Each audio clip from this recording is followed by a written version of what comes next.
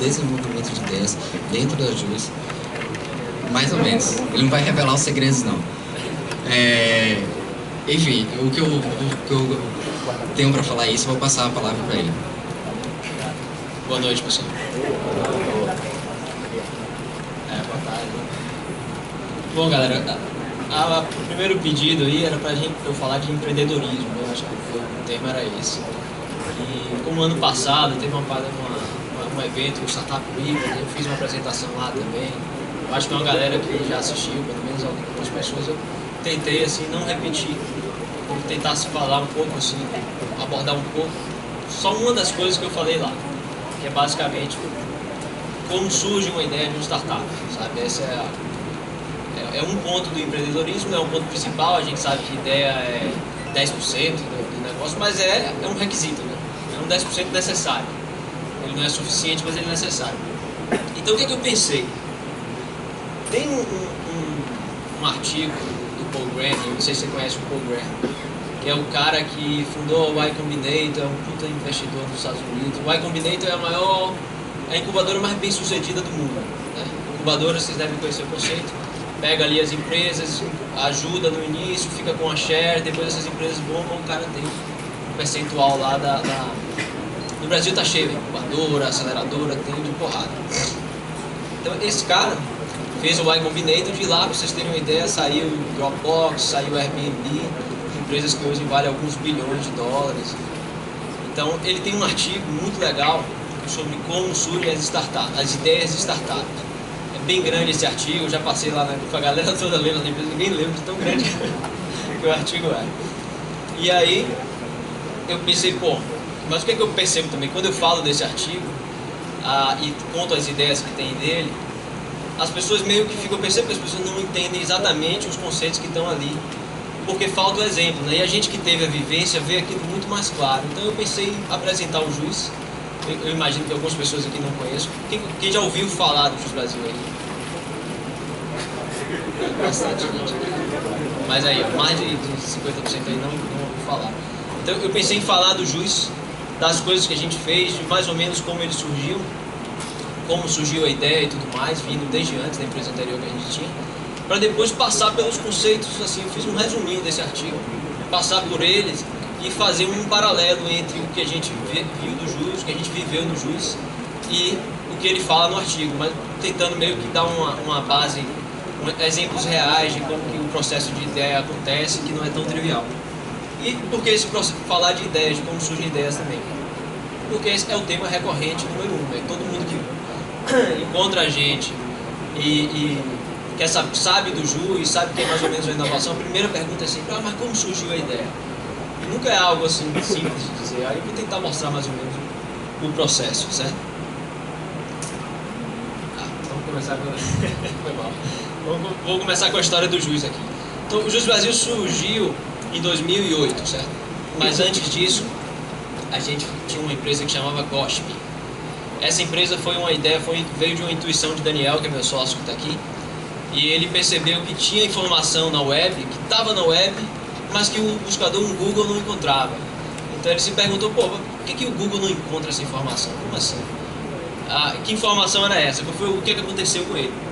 Ele estava procurando um modelo de contrato, fez uma consulta por modelos de contrato, era um NDA na época, um Non-Disclosure Agreement, e não achou nada, e até que ele rodou e achou uma base de dados de modelos de contratos, que tinha um campo lá de formulário, e quando ele fez a consulta lá, 200 modelos de contrato para NDA. Então, pô, por que o Google não trouxe esses modelos de contrato diretamente? Foi a intuição, tudo surgiu daí. Daí ele me chamou, a gente tinha tido uma interação meio de negócios antes, uma outra ideia que eu tinha antes, meio maluca.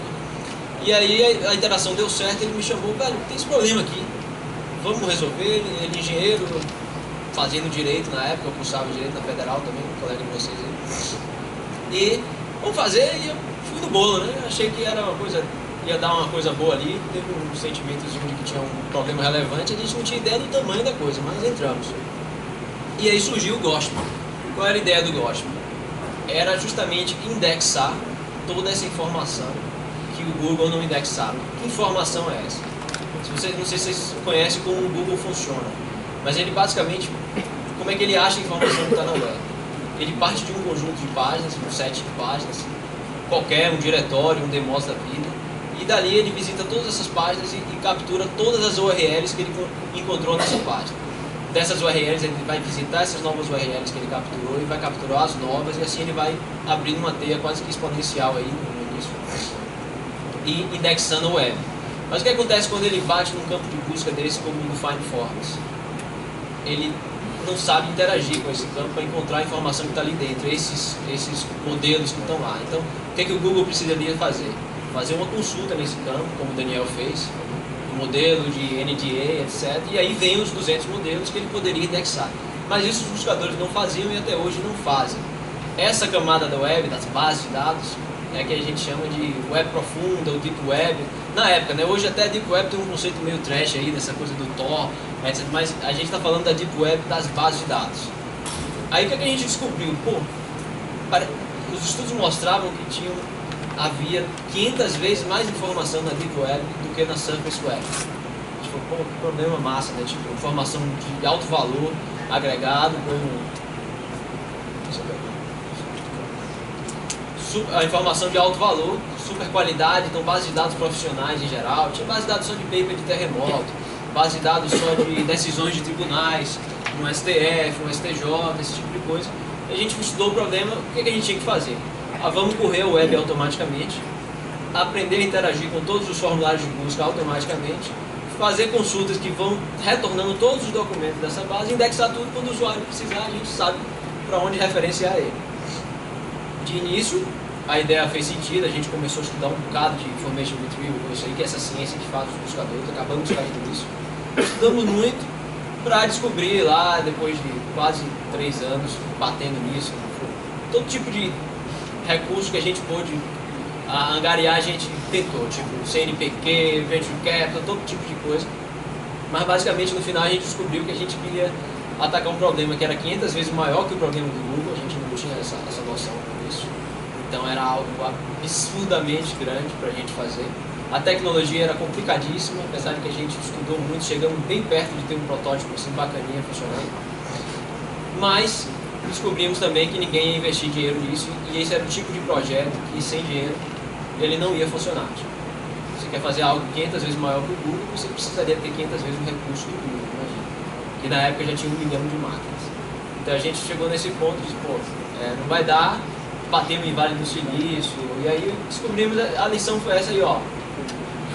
Vocês não vão conseguir dinheiro, não vão conseguir ninguém que bote 30 milhões de dólares, 50 milhões com uma startup de pessoas que não têm o track record, que não têm uma história prévia de sucesso, isso é muito importante para você levantar capital, ou que não mostra um protótipo funcionando. Uma dessas duas coisas você tem que ter. Ou você é o cara que já fez o Skype, ou você já mostra um negócio, ó, aqui ó, tá ganhando tração, tem usuário aumentando, tá, e por aí vai. Então, daí, o que a gente fez? Foi 3 anos depois, muito estudo, a gente fez um buscador do zero, from scratch mesmo, e estudamos pra caramba a busca, Information Retrieval, ficamos 6 meses lá com o pessoal da UFMG, que é o polo disso, o Google tá lá hoje por causa disso. E esse conhecimento todo na nossa mão, já tinha um timezinho razoável, eram só 5 pessoas, mas 5 pessoas que já estavam experientes naquilo ali. E aí veio essa possibilidade de fazer o Gosham, e o que a gente pensou? Pô, vamos aplicar isso a algo que esteja dentro do nosso tamanho. E veio um link, o fato de eu já estava lá em direito, eu conhecia os problemas, o que um advogado precisa, qual é o tipo de informação que ele pesquisa, etc. E a gente fez esse link, pô, as bases de dados dos tribunais estão aí, são todas deep web. Você vai no STF, tem 5 milhões de decisões lá. No STJ tem mais 6, 7. E nós temos aí 90 tribunais. Pô, vamos atacar só essas bases de dados e fazer uma puta pesquisa de jurisprudência, né, que são essas decisões do tribunal, que é algo do dia a dia dos advogados. A gente não sabe, mas é algo do dia a dia dos advogados. E aí o Brasil nasceu basicamente disso. A primeira coisa que ganhou mais tração assim dele foi essa pesquisa de jurisprudência. E um ponto fundamental também foi tirar a informação da Deep Web e colocar na Surface para o Google vir indexar. E aí aconteceram coisas do tipo, pô, a gente comia a Information Retrieval com farinha, então SEO, que era algo que mal se falava aqui, a gente sabia intuitivamente, porque a gente sabia como fazer um buscador. Se a gente fizesse um buscador, a gente sabia o que a gente ia olhar numa página para ela ranquear em primeiro. E E já vinha, assim, era invariavelmente quando a gente estava discutindo, estudando, a gente estava estudando PageRank, etc, etc, etc. Então nosso SEO era de primeira, imagina, um tempo que as pessoas não usavam nem meta title. Não sei se todo mundo está familiar com o conceito, todo mundo aqui é de ciência da computação, mas você tem uma meta-informação nas páginas da web, que você pode dizer, ó, o título dessa página é esse, o corpo dessa página, o texto dessa página é esse, e isso para o buscador é algo muito importante, porque ele saber que, por exemplo, um termo que foi buscado está no título de uma página, isso para ele mostra que aquela página é muito mais relevante para aquele termo do que se aquele termo, aquela palavra só tivesse no corpo de uma página. Então, só informando umas coisas desse tipo e fazendo um SEO bacana, a gente, com esse conceito de extrair informação da Deep Web e colocar na Surface, a gente saiu do zero, né, em 2008 para agora, ainda com esse mesmo conceito. Acabamos de lançar o Jus Brasil novo, mas até agora foi só consequência disso. 8 milhões de usuários únicos por mês, que coloca a gente lá entre os top 50 sites do país.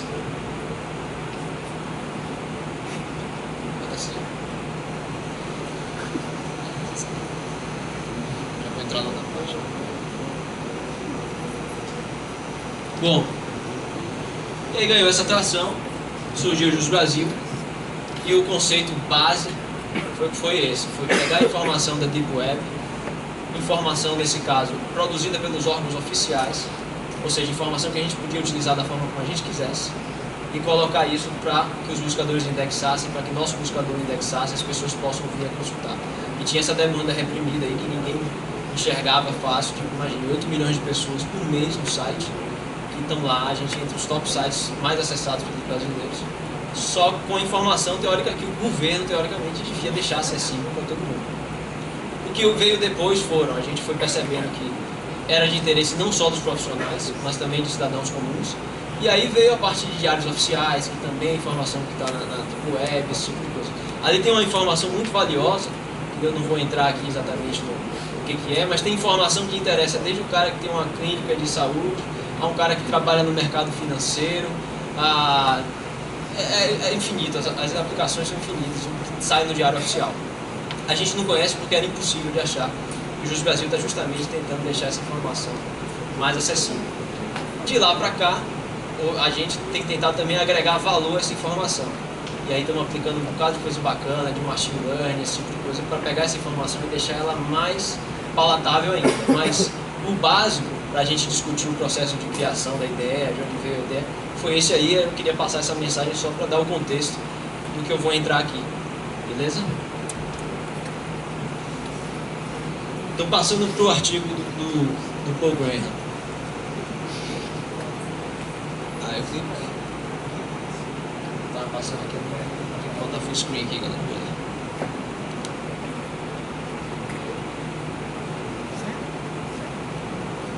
Pronto. Bom, então eu vou tentar agora fazer esse paralelo entre a nossa história e o que ele fala que é. Como é que você pode ter uma boa ideia de uma startup? Qual é o processo? Todo mundo quer saber isso, né? Como é que é ter uma ideia boa, esse tipo de coisa? Veio de onde a ideia, por aí vai. Então, ele fala que as melhores ideias têm 3 coisas em comum. Algo que resolve um problema de um nicho, que não era o nosso caso no começo, inclusive. As melhores, assim, as ideias que dão mais sucesso, né? As que ele tem lá, um Dropbox, algo que os fundadores possam construir eles próprios, que também não era o caso da gente no Gospel, e algo que tenha grande valor, mas que nem todo mundo enxerga esse valor. Então, qual é o valor que você enxerga que ninguém enxerga, sabe? No nosso caso, olhando hoje para trás, a intuição era, essa informação é valiosíssima e ninguém pega essa informação e fazer nada com ela. E ela já estava toda na web, sabe? E ninguém enxergava isso, por incrível que pareça. Então imagine, às vezes eu faço a seguinte comparação: imagine que um jornal, ele paga um jornalista para escrever um artigo que ele vai publicar ali no À Tarde online ou no Correio online. E esse artigo o cara vai levar 1 dia ou 2 para fazer. E ele está pagando aquele profissional para escrever um documento, digamos assim, como a gente chama. E eles estão lá, assim, sofrendo, mas quase que a economia deles está funcionando. Já a gente, olhando para essa informação pública, o que é que a gente tem? 300 mil novos documentos por dia que saem nas bases oficiais, com milhões de potenciais interessados neles, e que a gente não precisa pagar ninguém para produzir isso. E essa informação simplesmente era inacessível. Então, fazendo essa conta, digo, olha o tamanho do valor disso. A gente está falando de 500 bilhão de novos documentos por ano. E estava lá. Hoje a fonte original de informação pública da internet brasileira é o Justiça Brasil, que é um contrassenso, né? Devia ser o governo, alguma coisa desse tipo. Mas olha o valor disso, que estava lá escondido. Então, o paralelo é um pouco disso. A gente tinha depois do Gospel a gente caiu nesses dois problemas primeiros ainda. Não era um nicho, então era muito maior do que o que a gente podia fazer. Então essa é uma boa dica aí para quem vai começar um negócio. Bom, começa atacando algo pequeno, depois vira grande. Depois você vai crescendo, entra recurso, entra receita, e aí você pode, quem sabe, né? Um dia a gente não faz o Gospel de novo, né? Pode chegar nele ou alguma coisa do tipo. Mas é uma dica boa, porque às vezes começar por um problema muito grande, tem tanto problema pequeno, bacana para resolver, que é muito, assim, é muito arriscado você começar por um problema gigante. Da mesma forma, a gente não tinha condição de desenvolver. Mas o interessante desse conceito dele é que ele chega nessa conclusão aí, que, em resumo,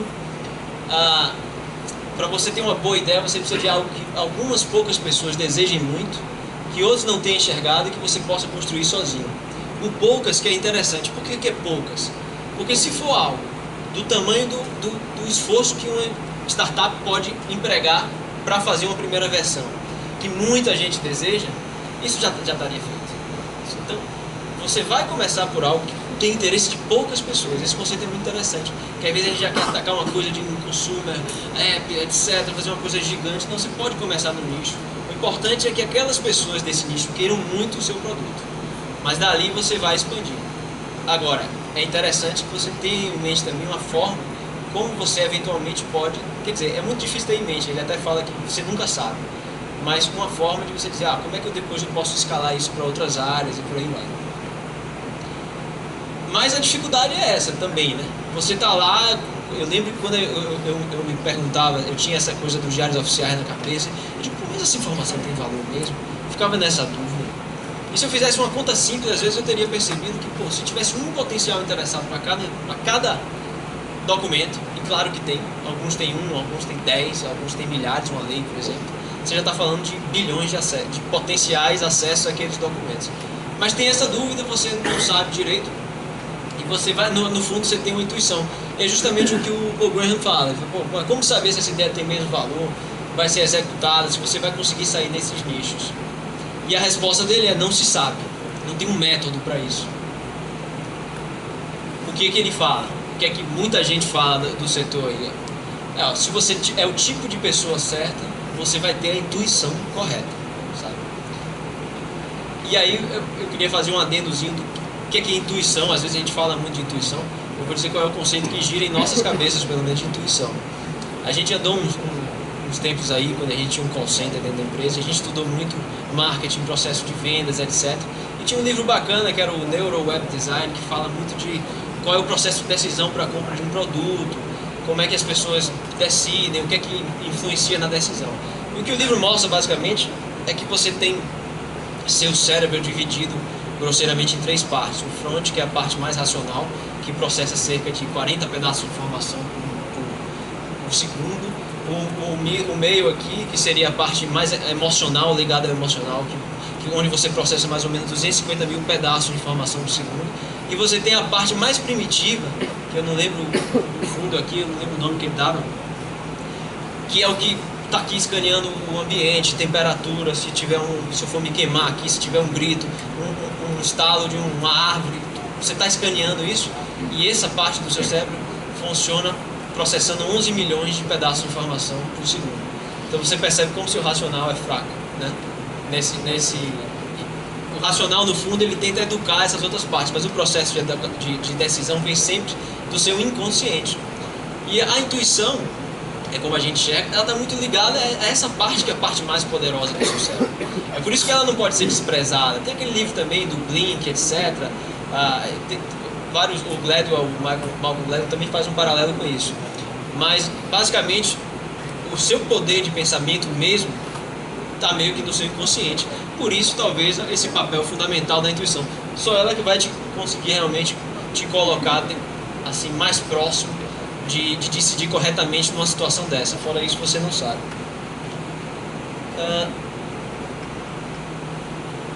Mas o interessante é, se você é o tipo de pessoa certa, você vai ter a intuição.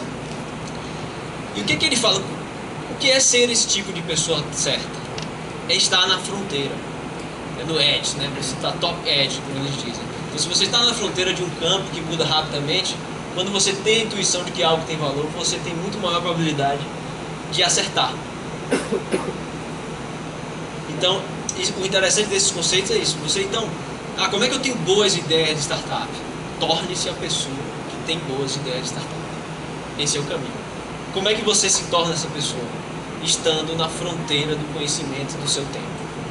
Isso não é tão simples assim, né? Então, tem essa citação que ele usa do um novelista famoso lá, um escritor, que ele fala isso aí, ó.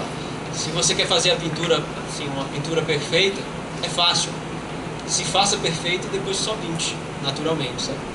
E ele casa isso com a outra citação desse Paul Buttigieg, não sei falar direito o nome dele, foi o cara que criou o Gmail e o AdSense também do Google, que é a principal receita do Google até hoje. E ele diz esse conceito que eu acho massa, que ele diz que as pessoas que estão na fronteira de um campo vivem no futuro. Então, quando você combina os dois, é o que o Paul Graham fez, o que é que ele aconselha para quem quer ter boas ideias de startup? Viva no futuro, depois faça o que está faltando no presente. Simples, né? Mas o problema é... Então ele diz, ó, o verbo correto para ter uma boa ideia de startup não é pensar, vamos pensar aqui uma boa ideia de startup, galera, vamos reunir aqui e pensar o verbo correto é notar, é perceber as ideias. É por isso, o mesmo conceito que o Jobs falava do Connect the Dots, sabe? Você tem as referências. Agora, você ligar dois pontos que não são aparentemente linkados, como fez o cara do Dropbox. O cara esqueceu o pendrive em casa e aí precisava do arquivo. Putz, tem que botar esses arquivos online. Eu sei como fazer isso, né? Esse que é o ponto. Então você pensa assim, então não tem uma receita para ter uma ideia de startup? Tem a receita. Ela só que o problema é que ela fica pronta em 2, 3 anos de preparação, sabe? É por isso que as pessoas falam também que a sorte é quando... Sorte é o que acontece quando a preparação se encontra com a oportunidade. É realmente isso. Você se preparou uma vida inteira. O cara os passarinhos o Angry Birds, o cara, velho, já tinha 9 anos. O cara tinha 9 anos, velho. 9 anos fazendo game até ele acertar o ponto ali. Mas na hora que bate uma oportunidade e você está preparado, aí que a coisa funciona, sabe? Então, qual é a receita para ter boas ideias de startup? Se prepare. Conhecimento na veia, conhecimento de verdade. Imagine que a gente estava lá, a gente ficou 3 anos no Gospel que não deu nada. Mas aquilo ali deu pra gente uma base de conhecimento. Quando linkou lá com a parte do direito também, que eu já vinha, e a nossa empresa comendo information retrieval, a gente, fácil isso. Mas era fácil pra gente enxergar, porque a gente estava nesse momento de preparação para enxergar isso. Então, se a gente não tivesse, se não fosse constante estar estudando, estar no Edge, você enxerga essas coisas. Imagine, SEO, as pessoas não usavam meta tag. É muito simples. Mas a gente estava no Edge, a gente estava olhando para o mundo. Eu sempre falo isso, galera, visão de mundo. É assim que você vai se destacar, porque você tem que estar olhando, E os Estados Unidos é uma beleza, né? Porque é uma bola de cristal de 5 anos no Brasil, sabe? Isso é fantástico, tá ligado? Tipo, o que acontece lá, daqui a 3 anos vai acontecer aqui. Não tem esse negócio de adaptação cultural, blá, blá, blá. Isso é papo de quem está em zona de conforto e não quer se mexer, sabe? Porque Facebook, o maior usuário do Facebook é o brasileiro, é o que passa mais tempo na internet. Então não tem essa coisa de cultura. Eu acho que a gente é mais americano do que eles próprios. O brasileiro é consumista, esse tipo de coisa. Então,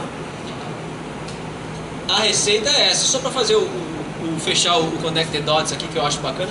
Se vocês pararem para pensar, foi isso. O que é isso aqui? Por que o Jobs falava isso?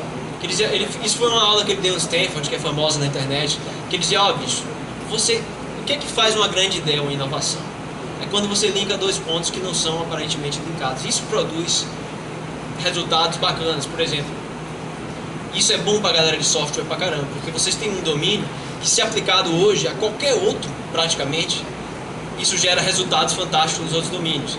O Mark Andreessen, que é o cara que fez o Netscape, hoje é um dos maiores investidores do mundo, bilhardário também, ele fala isso, que o software está comendo o mundo, né?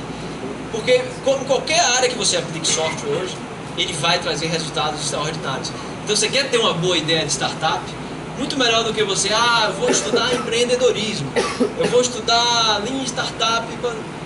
Muito melhor é você estudar outro campo, que não esteja próximo do seu. Porque se você começar a estudar, por exemplo, no mercado financeiro, e matar a pau ali, pode ser que você diga, se eu automatizar esse processo aqui, eu vou fazer não sei quantos milhões no dia, fazendo transação automática, como já se fez muito. No passado recente aí, essas transações estavam acontecendo, quem fazia primeiro ganhava esse edge. E no nosso caso foi isso. Então Jobs falava isso, tenha as referências na cabeça e se engaje com o problema. Uma hora você conecta as coisas, sabe? Então o exemplo que ele deu é que ele tinha feito uma aula de tipografia 15 anos antes na faculdade lá, muito antes da Apple, e tinha aprendido as letras, o formato, a função disso. Aí ele chega lá no Mac 15 anos depois, linkou as coisas, o computador é só aquela letrinha feia, isso atrapalha a leitura. Eu vou trazer, então, Times New, Arial, essas fontes que a gente conhece. Isso foi Jobs que colocou no computador. Hoje é óbvio, né? Mas não era, no ponto. E ele demorou 15 anos para conectar essas duas referências. Então, é aí que se conectam os pontos e é aí que você traz um resultado extraordinário. No nosso caso foi isso, a gente sabia fazer busca pra caramba, a gente sabe buscar nessas bases profundas, a gente sabia desse problema e a gente só conectou, mas eu conheço também o lado do direito e como isso é necessário para os caras, como essa busca é difícil, etc. Agora que a gente sabe fazer as duas coisas, vai dar um match aí, conecta os dots e nasce o Just Brasil, que teve esse impacto aí e com fé em Deus vai ter muito mais aí. Mas era isso aí, galera. Obrigado aí.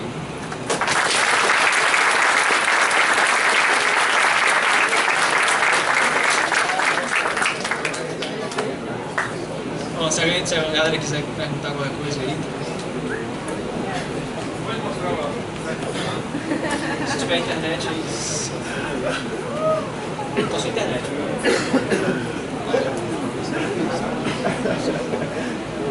Deixa eu ver se coloca na internet que a gente volta. Mais alguém quer? Diga. Esse modelo da Just Brasil pode ser aplicado em outros países? Se sim, vocês já pensaram nisso ou por que não? Pode sim. A gente tem o mesmo problema em diversos outros países. Bases de dados profundas, informação espalhada, mesmo problema. Isso é assim, a gente pensa nisso. Dar um próximo passo para expandir, mas é porque ainda tem tanta coisa aqui, bicho, tá difícil, né? A gente tá... É aquela história, né? Começou com uma coisa pequena, mas a ideia é escalar, assim.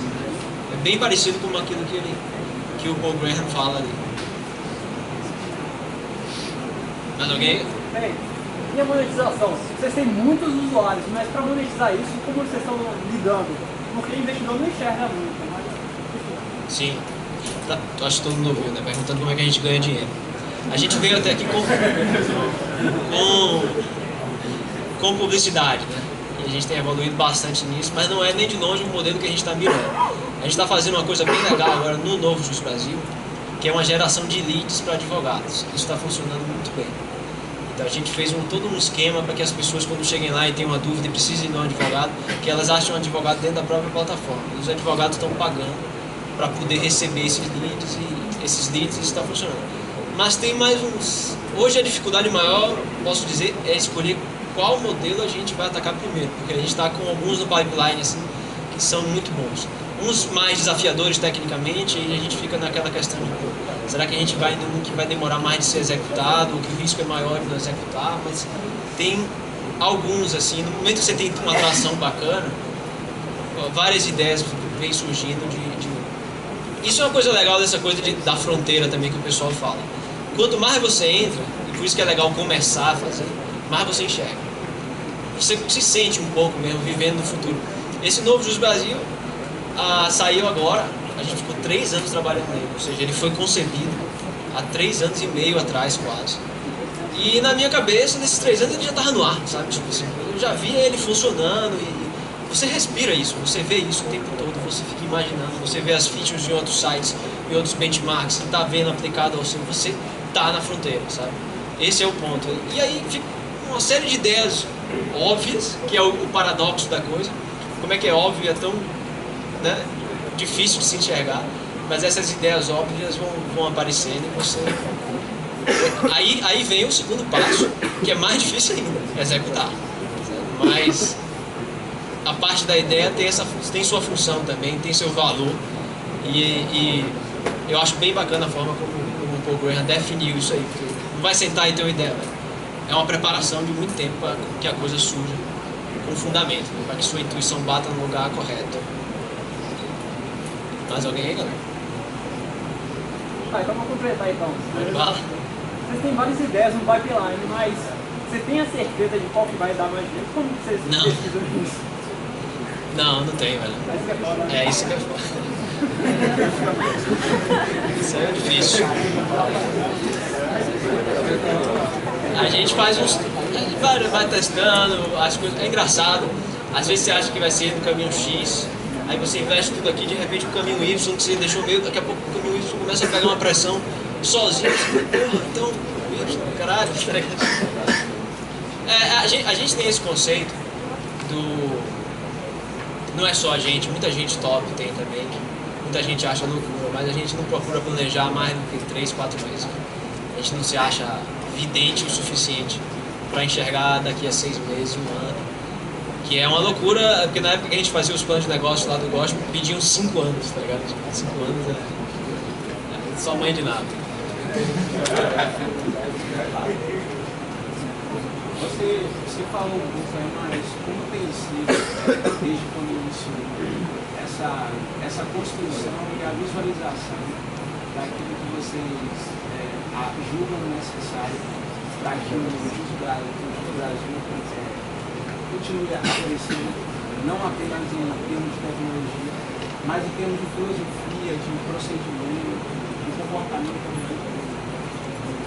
dos funcionários, né, dentro e fora da cultura. Não tem um processo específico para isso. A pergunta foi como é que a gente faz assim, para evoluir a empresa, não só o produto, mas também a cultura da empresa, né?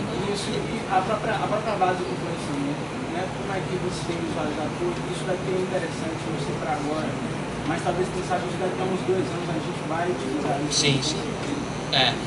A gente escreve um bocado de coisa no backlog, sabe? Tipo, você tem os cards lá no Trello e aquilo cresce exponencialmente, sabe? Tipo assim, as ideias que vão surgindo. E sempre o mais difícil mesmo é entender o que é a atividade de maior impacto. Que a galera chama, os americanos chamam de high leverage, né? Activities, que é tipo assim, onde é que aplicando o menor esforço a gente causa o maior impacto. Ideias sim, boas para milhão, né? E a gente fica lá registrado. Tem uma coisa que faz sentido, assim, que o cara da 37 Signals fala, Jason Fried, quer dizer, a filosofia dos caras também que a gente meio que incorporou. Que é, bicho, uma boa ideia, ela é recorrente, sabe? Ele fala assim, não precisa anotar não, Se for boa mesmo, ela vai recorrer, vai bater de novo, você vai enxergar de novo. Agora, o que não para, e o que a gente se preocupa muito lá na empresa, é a cultura nossa, é esse processo de aprendizado, de estar na fronteira, né? Colocando nas palavras da apresentação aí.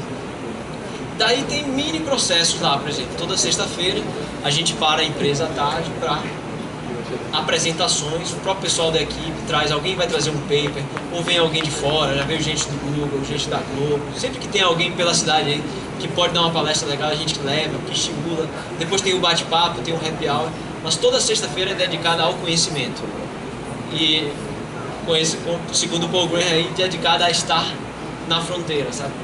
Isso é não só para ter uma ideia, mas às vezes tem um software open source que você não conhece a fundo.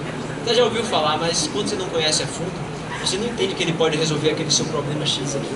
E aí de repente está você se matando para resolver. Passa um ano, uma equipe de 3 pessoas, algo que um mês podia estar resolvido se você conhecesse aquele software open source. Então a gente tem esse mini processo aí de conhecimento, a gente tenta estimular a galera, então acho que até tá dando certo, porque metade das palestras aqui da Sencomp é da galera do JUS, né? Mas isso nasceu muito intuitivamente pensando nisso que o Paul Graham fala. Velho, ficar na fronteira. Para soluções técnicas, para ter ideias. Porque você tem a ideia mãe, mas todo dia você tem que ter uma ideia bacana, de alto impacto, para você se manter na frente. E aí tem coisas pequenas também que vão acontecendo E é estar ligado mesmo, é ter conhecimento, e às vezes eu falo muito disso, dos resultados extraordinários que você pode ter quando você tem conhecimento. É duro ter esse conhecimento, não é fácil estar na fronteira, mas você tem coisas do tipo, um exemplo trivial, assim, bobo. A gente tinha uma newsletter que a gente envia hoje para 1,5 milhão de pessoas, e a newsletter ia com o subject, o assunto do e-mail era newsletter, Jus Brasil, data tal, como todo mundo faz. Aí vem a sacada, benchmark, observação dos melhores estão fazendo no mundo. O pessoal está mudando, em vez de botar o subject padrão, bota a primeira headline da primeira notícia. 3 vezes a taxa de abertura. É muito, velho, quando você está falando de milhões, sabe? É absurdo o impacto disso. Tipo, porra, por que ninguém pensou nisso? Entendeu? Coisa simples, ideia simples. Mas não é fácil enxergar isso, entendeu? Então estar na fronteira tecnicamente também é muito importante. A gente preza muito por isso lá na empresa. A gente tenta dar o tempo, a gente investe no que os projetos... Ninguém fica agoniando, já foi assim. Mas hoje a gente não fica, velho, entrega logo. A gente quer que a coisa saia direito, que tenha estudo. Esse novo Jus Brasil mesmo foram 6 meses onde a empresa só estudou. A gente parou 3 anos atrás e ficamos toda a empresa 6 meses só estudando. Ninguém fazia uma linha de código. Foi assim que começou, porque a gente precisava se atualizar, a gente precisava voltar para a fronteira que a gente não estava mais. E aí que entrou Hadoop, a plataforma Hadoop, hoje a gente usa HBase, hoje o site está todo live, a parada tá top hoje, tá top. Porra, teste, velho, o que a gente sofreu para implementar esses testes, velho. Teste todo automatizado, bicho. Todo automatizado, não entra nada que não passa pelos testes. E tá na fronteira. Hoje eu posso dizer que a gente está na fronteira, tecnicamente falando, do Brasil. E estamos, digamos, num padrão mundial bom. Não o melhor, mas bom.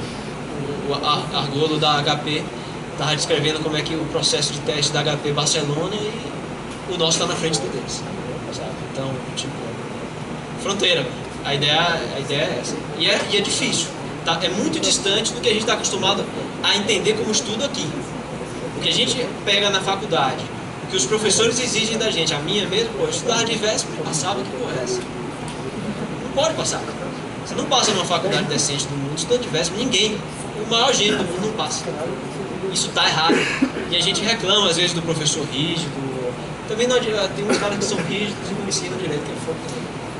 Mas fronteira, a gente tem que mudar o nosso mindset. E eu sempre falo pro pessoal do meu velho, em inglês, estimula a galera, por isso que a gente comemorou tanto o primeiro artigo internacional aí de Xangai essa semana aí, meteu um artigo massa, super elogiado pela comunidade internacional. Isso é participar do mundo, isso é estar na fronteira. Eu acho que foi o primeiro lá da gente, né?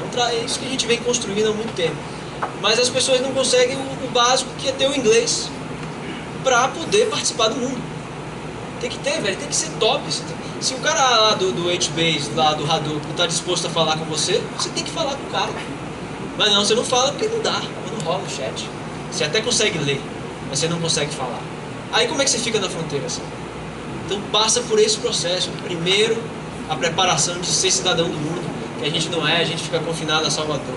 Depois, começar a estudar. Então o nosso processo não é igual aquele de 1, 2 anos do cara ali, não. Porque antes a gente precisa aprender inglês, sabe? Que é duro. É duro, é difícil, mas aprende. A gente passou por isso lá na empresa, ainda estamos passando, a gente bate muito nisso. Mas isso é para estar na fronteira só assim. Senão, você nunca vai fazer nada inovador, porque você precisa estar para fazer alguma coisa inovadora. Mas se tiver algum processo é por aí, eu acho. Mais alguém aí, galera? Qual é o risco, isso se tem algum risco, do governo lançar uma plataforma parecida com a da Jus Brasil? Quais seriam as consequências para a Jus Brasil? Está perguntando qual é o risco de o governo lançar uma plataforma parecida com o Jus Brasil e quais seriam as consequências. O governo tem uma plataforma que é o LexML, que é o Jus Brasil do governo. E, tipo, até conheci a equipe, a galera boa, mas fica, porra, foda, aquela ineficiência do governo é foda. E, tipo, os caras têm uma equipe, um budget de 600 pau por mês, o nosso era 10 há 5 anos atrás. Eles estão lá, eles vêm na mesma época da gente, a gente deve ter, numericamente falando, 100 mil vezes o acesso deles, sei lá, 1 milhão de vezes.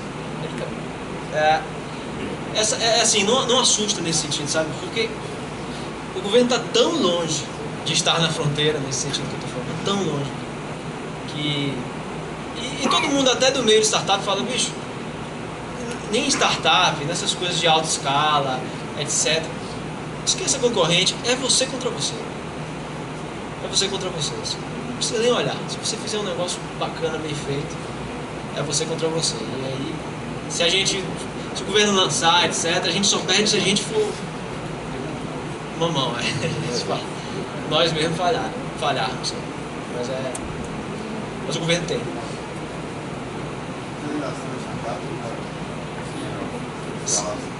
Eu considero que nós somos uma startup, velho. É difícil essa definição de startup. Mas tem uma bem bacana, né? Eu não lembro daqueles 3 requisitos. Que é O modelo de negócio escalável, isso. A gente ainda está procurando esse modelo escalável. Assim, o site é muito maior do que o que ele gera de receita, sabe? Normal, não é tão assim, um LinkedIn na vida e tal. Os caras passaram 6, 7, 8 anos sem acertar a virada da receita. A gente está buscando isso. A gente está bem nesse momento. Acho que somos, sim. A questão é que uma startup bootstrap, às vezes você vai, a empresa já tem 5 anos, tem. Mas quando você vem bootstrap, quando você vem com o seu recurso próprio, não é fácil você crescer, né? Tipo, como uma startup americana que entra com 10 milhões de dólares e devagarzinho, né? Aquele dinheiro que ia sendo gerado, ia sendo reinvestido e gerado e reinvestido, e é muito pouco e é bem duro isso aí. Então. Mas eu considero que é uma startup, mas tem uns outros conceitos assim que eu acho até mais legais, eu não estou lembrando. Mas eu acho que sim. De filosofia, com certeza. Mais alguém, cara? Hoje você enxerga algum risco de ajuste, de repente, sei lá, falir, alguma coisa do tipo, alguma queda de cunho? Totalmente. Bicho, é uma tensão do caralho, sabe? É medo o tempo todo. Isso. Outro dia eu li um artigo, o cara falando isso, ele dizendo, velho, startup não tem nada de glamuroso. A parada é gerida no medo, na base do medo. Então, por exemplo, toda startup hoje tem um tráfego muito relevante que vem do Google. Toda. Pra vocês terem uma ideia, um Stack Overflow da vida, 95% do tráfego vem do Google. Aí o Google mudou o algoritmo, velho. É insano, assim, tipo, se o seu modelo de negócio for alguma coisa que dependa muito dessa atração imediatamente, você... Aí um belo dia aí, um juiz mandou suspender o domínio do Brasil. Um juiz não, desculpa, velho. O juiz é outra história. O Registro BR suspendeu porque a gente mudou o nome da empresa, ou o endereço, alguma coisa, e não mudou lá no Registro BR, mudou na Receita Federal. E aí eles fazem uma comparação que a gente não sabia, e quando não bate, eles mandam um e-mail lá, que caiu numa caixa nossa lá, que a gente não viu, e cancelam. Então você tá lá, de repente, o site começa a falhar, todo mundo olha, tudo certinho, um servidor certo, e o tráfego caindo, até que a gente descobriu que era do Google. Aí você pensa assim, putz, será que foi um... Porque acontece isso no Brasil. Um juiz, já tiraram o YouTube do ar. O Brasil tem esse risco, o Brasil que é fora. E será que alguém tirou, mandou tirar? Quanto tempo eu vou resolver isso? Se ficar um mês fora, que é um prazo pequeno para você resolver um negócio desse no Brasil, acabou a empresa. É muito difícil você recuperar. É muito difícil. Então, disso daí para diversas outras coisas, velho, que a gente enxerga. Você está sempre assim, né, bicho? Tem horas que você enxerga também que o mundo é seu, né? Então você vai oscilando. Eu acho que as duas possibilidades existem, sim. Pô, tem um MySpace da vida, a gente viu afundar. E tantos outros, né? Gigantes. Eu acho que ninguém de tecnologia tá livre disso.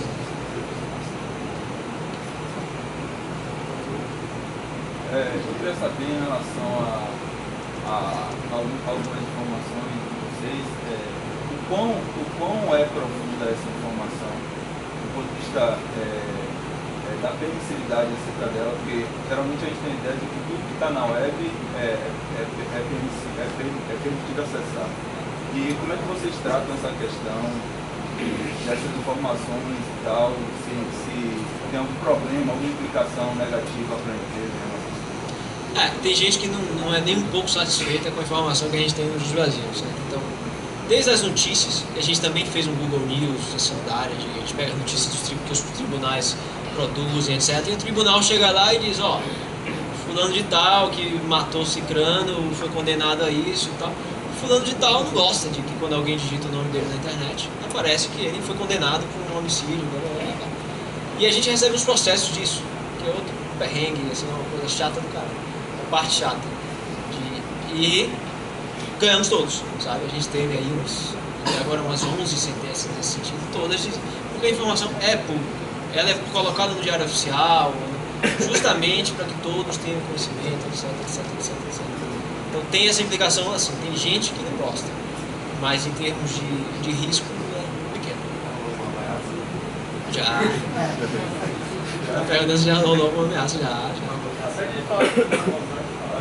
Já falaram tudo, já ligaram pra lá dizendo que ia matar todo mundo lá. Tem. É muito inconveniente para certas pessoas. E tem umas coisas do tipo assim, por exemplo, uma pessoa arrematou um terreno gigantesco por 100 mil reais do governo. Está lá no Diário Oficial da União, né? Porque o terreno era do governo e passou a ser, essa venda sai do diário. Aí você joga o nome da pessoa, vê lá, fulana, comprou um terreno de não sei quantos milhões, 100 mil reais. Correto. Aí a pessoa vem e quer que tire essa informação. Porque ela meio que denuncia que tem alguma coisa errada ali, sabe? E o que eu acho curioso é, pô, esse terreno era nosso, porque era da União, nós cidadãos eram donos desse terreno, e a pessoa acha que você não tem o direito de saber por quanto aquilo foi vendido, que tem o registro daquilo e tudo mais. Então tem uma discussão aí, é um problema, porque essa informação sempre foi pública, mas nunca foi acessível de verdade. E agora ela está virando acessível através do Brasil. Aí essa mudança de paradigma aí gera rebelias, com certeza. Mas a coisa está funcionando a nosso favor. Mais alguém aí, galera? Vocês têm tempo? Acho que fechou, né? Bom, obrigadão aí, galera, pela atenção.